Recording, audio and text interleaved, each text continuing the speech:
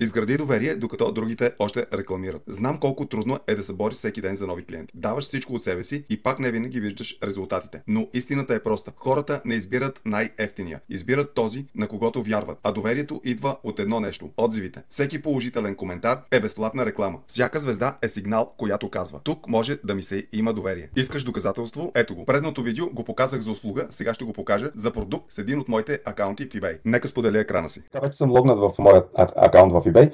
Просто супер набързо искам да ви споделя какво се случва.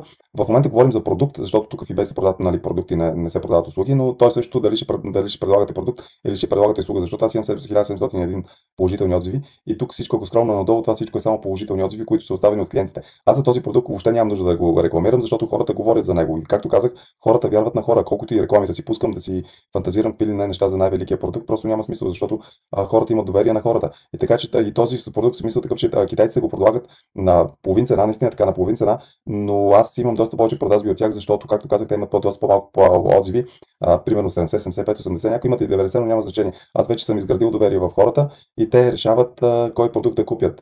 Така че също нещо се случва и в този акаунт, който е в Etsy.